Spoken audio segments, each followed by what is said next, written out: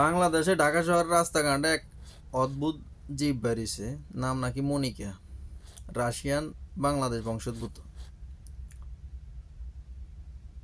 কখনো সাধারণ মানুষের উপর আক্রমণ করে, কখনো দোকানদারের উপর আক্রমণ করে।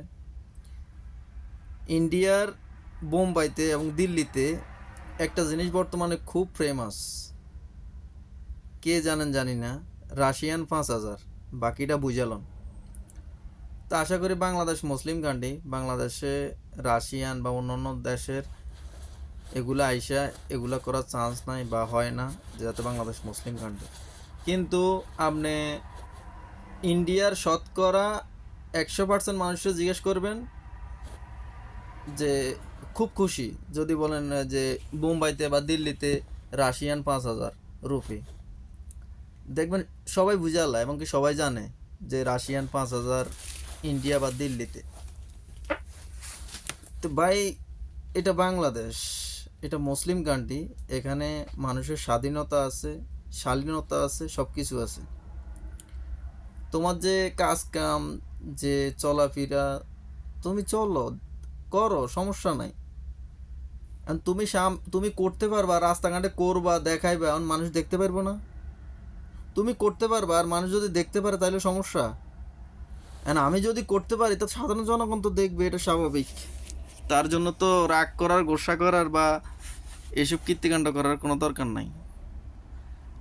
তুমি বাংলাদেশি বংশোদ্ভূত রাশিয়ান, আর তোমার বাপ বাংলাদেশি না মার বাংলাদেশি তা তো সঠিক জানি না। তো তাদের কাছে কিছু প্রশ্ন ছিল, এখন আর করলাম না। তোমার যে কীর্তিকাণ্ড দেখা যায়, তুমি হয়তো রাশিয়া চলে যাও, আর নাইলে ওই যে ইন্ডিয়া চলে যাও, ওইখানে খুব ফেমাস চলতেছে রাশিয়ান 5,000 রুপি। ইন্ডিয়ানরা এটা শুনলেও খুশি হয়ে যায়। বাকিটা ইতিহাস। আর এটা নাকি মডেল। বাংলাদেশে আমি ইদানিং, আমি কি সবাই লক্ষ্য করে, আচ্ছা মডেলের যদি এই অবস্থা হয় তাহলে সাধারণ মেয়েরা এই মডেল করে দেখে কি শিখবে? আমার আপনার মেয়ে যে এই মডেল দেখে কি শিখবে, তারা ভবিষ্যতে কি হবে চিন্তা করছেন বা চিন্তা করা যায়?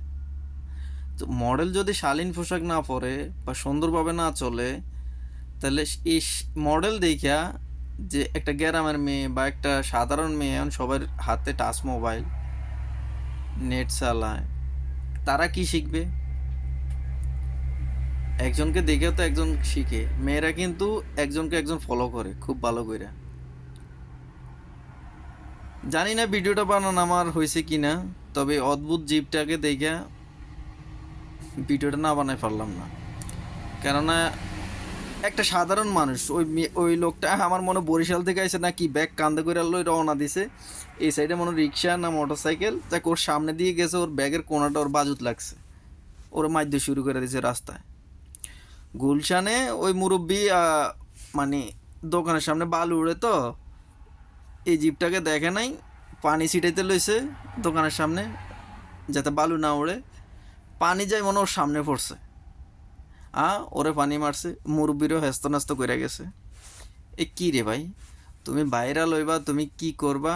এই কারণে মানুষের উপর অত্যাচার করে বা মানুষের উপরেই করে তুমি ভাইরাল হইতে চাইতেছ? অন্য কিছু করো, ইন্ডিয়া চলে যাও, ওইখানে দিল্লি যাও, বোম্বাই যাও, ওইখানে গেলে ভালো ভাইরাল হইতে পারবা। যে ইন্ডিয়ানরা তো কয় যে রাশিয়ান 5,000 রুপি, খুব খুশি এর এই কথা শুনলে। বিকল্প পদ্ধতি দেখো, আমাদের বাংলাদেশের সরল সোজা মানুষ, এদের পিছনে কেন পড়ছো? ভিডিওটা যাই হোক করছি, বইলা ফেলাইছি। যদি কোনো ভুল হয় ভাই মাফ করে দিয়েন, তবে এটাই বাস্তবতা। মডেল যদি এরকম হয় তাহলে এই মডেলটা দেখে মানুষ কি শিখবে? ওই যে বাংলাদেশে পরিমণি, পরিমণি তোরে তো অনেকে মেয়েরা ফলো করে, তাই না? কিন্তু তুই বিয়েতে হাফ সেঞ্চুরি করে বসে রইছস এ পর্যন্ত, মানে বাংলাদেশের রেকর্ড ভাইরাল আইসস যে জামাই একটার পর একটা, একটার পর একটা পাল্টাইতে আসস। তো তোরে দেখে মানুষ কি শিখবো? তোদেরকে পরিমণি না বলি পরি কাক বলা দরকার।